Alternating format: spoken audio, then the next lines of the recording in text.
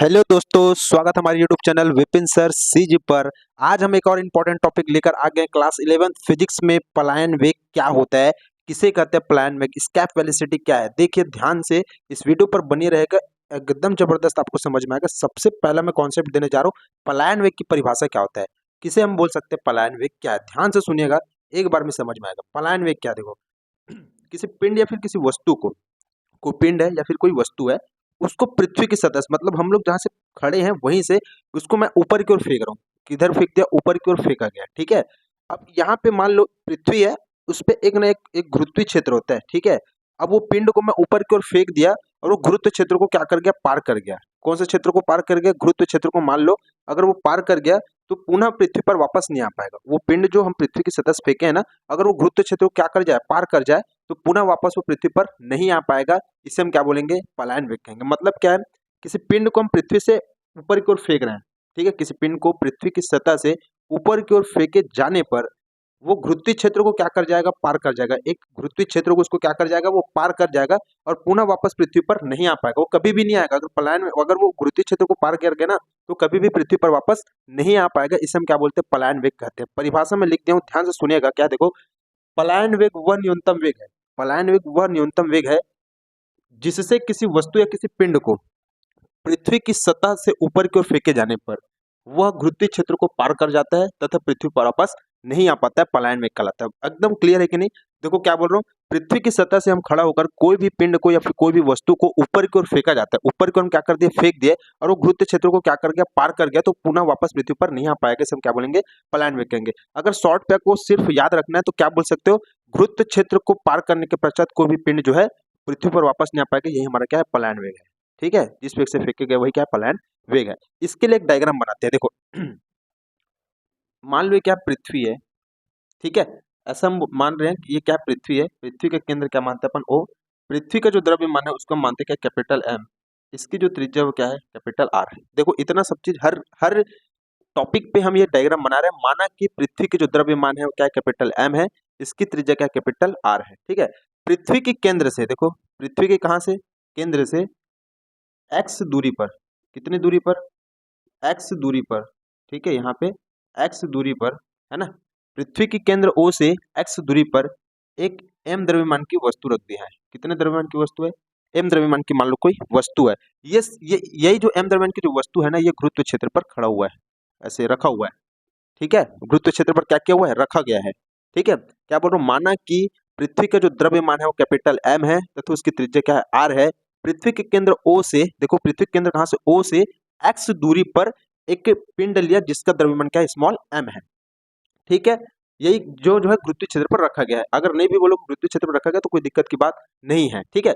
कुछ समय के पश्चात अगर हमें इस पिंड को पकड़ करके इस पर कुछ कार्य किया और इसको मैं ऊपर की ओर लेके गया, अब इस पिंड को dx तक विस्थापित कर दिया, अल्प दूरी एकदम विस्थापित कर दिया, है ना। इस पिंड को मैं पकड़ करके यहाँ पर मैं लेके गया तो गुरुत्वीय क्षेत्र को क्या कर जाएगा? ये पार कर जाएगा और ये पुनः वापस पृथ्वी पर नहीं आ पाएगा। यही हमारा क्या है? पलायन वेग है, ठीक है। अब मैं क्या क्या लिख रहा हूँ, ध्यान से समझना। माना कि, ठीक है, माना कि पृथ्वी का द्रव्यमान, ठीक है, इतना सबको पता है, कैपिटल एम तथा त्रिज्या कैपिटल आर है। ये तो सबको पता है, ठीक है। उसके केंद्र, है ना, या पृथ्वी के केंद्र से एक्स दूरी पर, एक्स दूरी पर, एक्स दूरी पर एक क्या रखे? स्मॉल एम द्रव्यमान का पिंड लिया। स्मॉल एम द्रव्यमान का पिंड लिया। इतना समझ में आ गया कि नहीं आ गया? स्मॉल एम द्रव्यमान का क्या ले लिए? पिंड ले लिए, ठीक है। अब इस स्मॉल एम द्रव्यमान की जो पिंड है वो किस कारण से वहां पे रुका हुआ है? तो उस पर लगने वाला है, उस पर उस पर आरोपित बल लिख लो। उस पर आरोपित बल, उस पर आरोपित बल। तो F इक्वल टू क्या होता है? कैपिटल G गुरुत्वाकर्षण बल, capital M small m upon दूरी क्या है? x का स्क्वायर। ये समीकरण हमारे क्या हो जाएगा? एक। बताओ कोई दिक्कत है क्या? बताओ। अगर कोई पिंड ऊपर पे खड़ा हुआ है, रुका हुआ है, उसका मतलब क्या है कि उस पर कुछ ना कुछ बल काम करेगा। इसको हम बोलते हैं गुरुत्वाकर्षण बल के कारण वो ऊपर पे रखा हुआ है, ठीक है। तो F बराबर J M M x का स्क्वायर, समीकरण अपन क्या मान लिया, 1 मान लिया। कहानी एकदम क्लियर है। अब मैं क्या बोल रहा हूँ, अब यहाँ से कौन सा चालू हो रहा है, देखो तब तब क्या मान सकते हैं, तब स्मॉल एम द्रव्यमान के पिंड को, स्मॉल जो एम द्रव्यमान की जो पिंड है इसको को अल्प दूरी मतलब सूक्ष्म दूरी, अल्प दूरी, थोड़ा सा दूरी। देखो इसको मैं थोड़ा सा ज्यादा बता दिया, बस ये है कि इसको अगर डायग्राम पे मैं यहीं पे लिखूंगा तो समझ में जाएगा, इसलिए थोड़ा सा ज्यादा दूर बताया, मतलब इस गुरुत्व क्षेत्र को पार बस करेगा वो, ठीक है। तो माना एम द्रव्यमान, तब एम द्रव्यमान के पिंड को अल्प दूरी dx तक विस्थापित करने में, क्या करने में, विस्थापित करने में किया गया कार्य। तो किया गया कार्य भी क्या हो, कैसे कार्य होगा, अल्प कार्य होगा। किया गया कार्य क्या कार्य हो जाएगा, अल्प कार्य। अल्प कार्य मतलब dw होगा कि नहीं। तो W बराबर क्या होता है, बल गुणा, है ना, कार्य बराबर क्या होता है, बल गुणा विस्थापन। हम वर्क पावर एनर्जी पे आपको इस सूत्र को बता दिया। तो dw स्मॉल, है ना, इधर से लिख लेते हैं, इधर देखो। तो dw, ठीक है, dw बल क्या है हमारा, बल है हमारा F, विस्थापन क्या है, कितना दूर विस्थापित कर रहे हैं, तो m को dx तक विस्थापित कर रहे हैं, इसलिए F इंटू dx। तब dw इज इक्वल टू, यहाँ पे ध्यान समझना, F का वैल्यू क्या देखो, capital G capital M small m upon क्या हो जाएगा, ये x का स्क्वायर इंटू dx। बताओ कोई दिक्कत, ये समीकरण हमारा क्या है, 2 है। इतना तो सबको समझ में आया होगा। क्या प्लान में क्या समझ में आ गया, एक बार और रिवीजन मारते ध्यान से सुनिएगा बस। प्लान में क्या है, प्लान वेग वह न्यूनतम वेग है जिससे किसी वस्तु को ऊपर की ओर फेंके जाने पर वह गुरुत्व क्षेत्र को क्या कर जाएगा, पार कर जाएगा और पुनः वापस पृथ्वी पर नहीं आ पाएगा, ये प्लान वेग होता है। माना एम द्रव्यमान की एक पिंड है, माना एम सॉरी माना कैपिटल एम द्रव्यमान का पृथ्वी का द्रव्यमान है, उसकी त्रिज्या क्या कैपिटल आर है, इससे इसके केंद्र ओ से कितनी दूरी पर, एक्स दूरी पर एक पिंड क्या है, स्मॉल एम द्रव्यमान का एक पिंड रखा गया है, ठीक है, जिस पर आरोपित बल F बराबर, ये निकाले गुरुत्वाकर्षण बल, ठीक है। एम द्रव्यमान के पिंड को अल्प दूरी यहाँ से यहाँ तक ले जाने में, dx दूरी ले जाने में किया गया कार्य, तो कार्य बराबर बल गुणा विस्थापन, तो बल F इंटू अल्प दूरी dx, तो gm upon m x square dx, समीकरण 2। यहाँ तक क्लियर है कहानी के नहीं, बस अब बात समझना है। अब बात क्या समझना है, यहाँ पे समझने वाली बात क्या है, अब देखो, अब जो पिंड है उसको, किसको, पिंड को, जो पिंड है उसको, पिंड को पृथ्वी की सतह से, पिंड को ध्यान से समझना, यहाँ पे पिंड को पृथ्वी की सतह, सतह आर से, पृथ्वी की सतह आर से, अब इधर क्या हो जाएगा हमारा, अनंत हो जाएगा, ये क्या है, ये इधर जो भी आएगा वो क्या है, अनंत है, ठीक है। अब देखो पिंड को पृथ्वी की सतह आर से अनंत दूरी तक, अनंत दूरी तक ले जाने में, ले जाने में किया गया कार्य, किया गया कार्य, ठीक है, बात समझ में आ रहा है। पिंड को पृथ्वी की सतह यहाँ से आर से अनंत तक ले जाने में किया गया कार्य, तो संपूर्ण कार्य जब भी निकालेंगे तो W is equal to infinity लगाओ, कहाँ से कहाँ तक, आर से कहाँ तक ले जा रहे हो, अनंत तक लेके जा रहे हो, संपूर्ण कार्य है, संपूर्ण कार्य के लिए सबसे पहले dw आ जाएगा। dw का वैल्यू क्या है देख लो, अनंत से कहाँ तक, आर तक, dw का वैल्यू देखो, capital G capital M small m upon x का स्क्वायर हो जाएगा क्या, dx। बताओ कोई दिक्कत इसमें, कोई दिक्कत नहीं है। तो W बराबर देखो, W बराबर जो जो कॉमन दिख रहा है, देखो यहाँ पे समाकलन के एक रूल हमेशा याद रखना, यहाँ पे जो लिखा रहेगा dx, x लिखा है ना, तो जितना में x रहेगा, जितने में x लिखा हुआ है उसी का समाकलन होगा, बाकी सब कांस्टेंट बन के बाहर हो जाता है। तो यहाँ पे देखो gmm कांस्टेंट बाहर हुआ, क्या बचा अपने पास, r इन्फिनिटी तो लिमिट है, और 1 अपॉन एक्स स्क्वायर dx, ठीक है।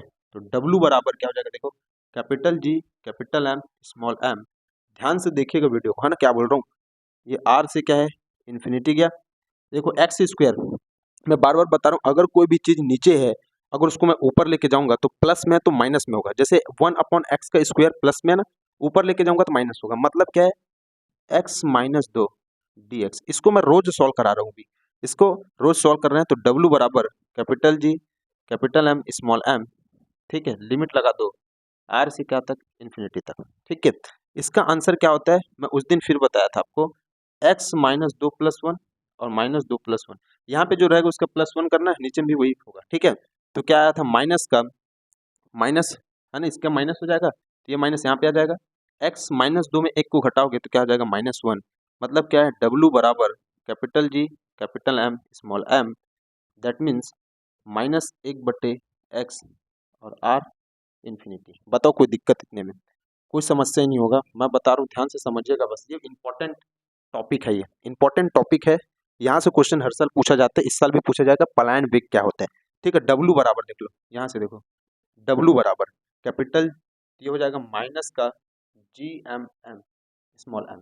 ठीक है, मैं डायरेक्ट क्या निकाल दिया, कॉमन निकाल दिया इसको, तो अपने पास क्या बच जाएगा, देखो 1/x। 1/x मतलब क्या, देखो 1/x का मतलब क्या, तो 1/x की जगह पहले इन्फिनिटी, ठीक है, माइनस लोअर लिमिट लगता है 1/r, ठीक है, x की जगह में r। तो w बराबर minus capital G capital M small m, ये हो जाएगा 0, 1/infinity मतलब 0 माइनस 1/r। तो ये माइनस फिर से हो जाएगा प्लस, यानी w बराबर क्या है, capital G capital M small m upon क्या आ जाएगा हमारा r। बताओ, ये आ गया हमारा संपूर्ण कार्य। संपूर्ण कार्य मतलब समीकरण 3।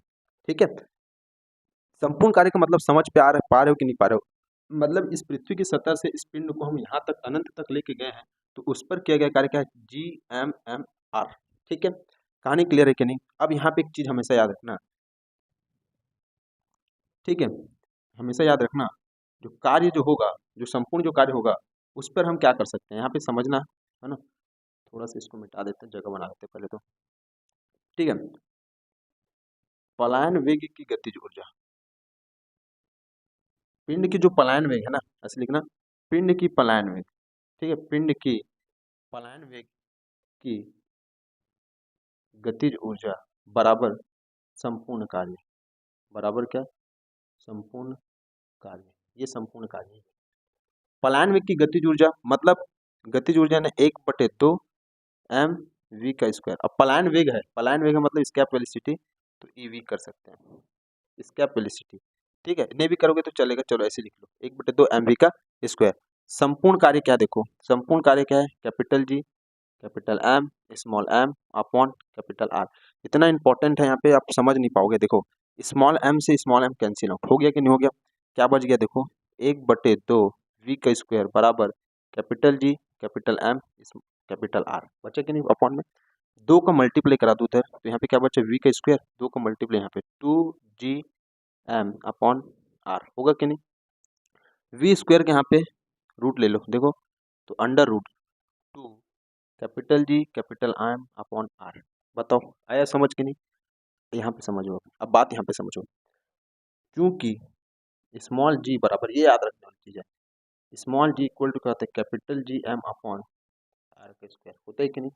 ध्यान से समझना, इस g और r का गुणा करा दो, तो g r का स्क्वायर बराबर कैपिटल G कैपिटल M।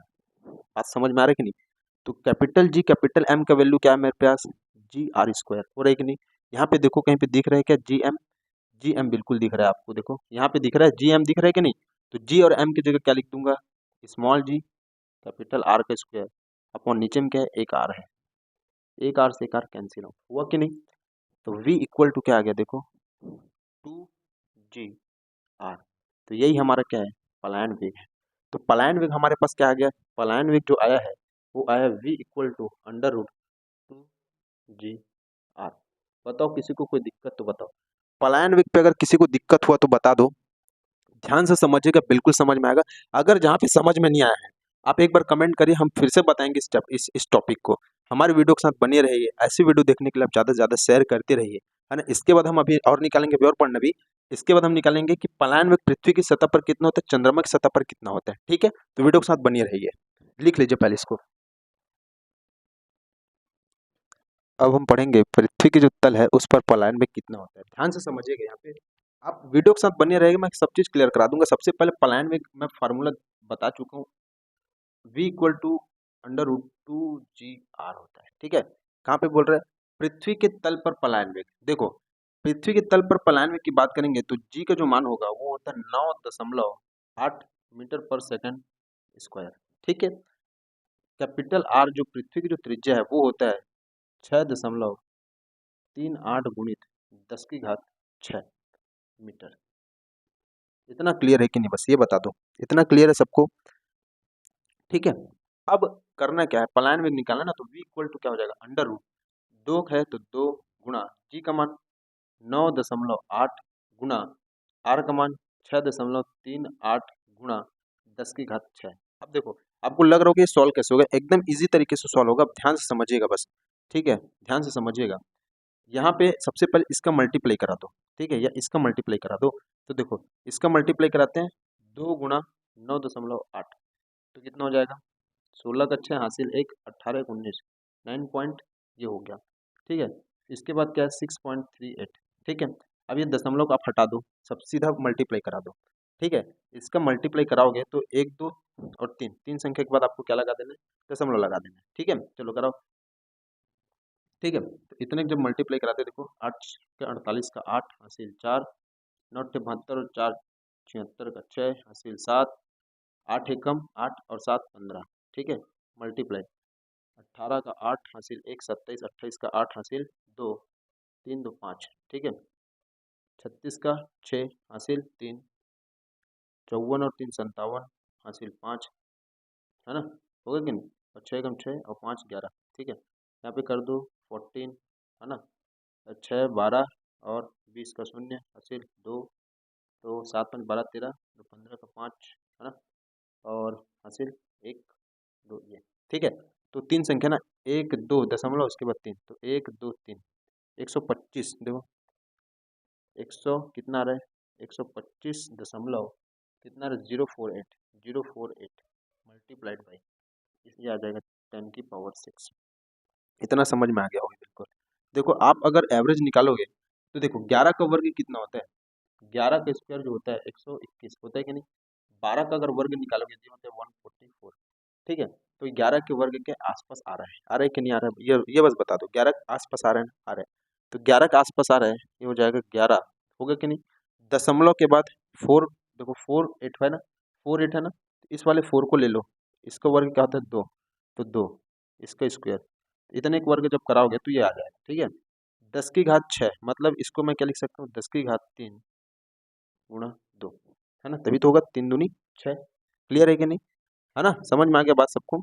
इधर देख लो अब, तो v इक्वल टू ये अंडर रूट से अंडर रूट, ये अंडर रूट से अंडर रूट कट गया, क्या बचा है 11.2 गुणा 10 की घात 3, तो मीटर पर सेकेंड। अगर किलोमीटर की बात करें तो 11.2 किलोमीटर पर सेकेंड, ये आएगा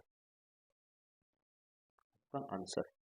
क्लियर है कि नहीं बताओ, क्लियर है ना, एकदम क्लियर होगा। ये हो गया आपका होमवर्क है, चंद्रमा की सतह पर, है ना, चंद्रमा की सतह पर पलायन वेग कितना होता है आपको निकालना है। चंद्रमा की सतह पर पलायन वेग कितना होता है आपको निकाल के लाना है, होमवर्क देना, सब लोग कमेंट में बताना कितना होता है, ठीक है। ऐसे वीडियो के साथ बने रहिए और ज़्यादा से ज़्यादा शेयर करिए जिससे हमको सपोर्ट मिल सके। धन्यवाद।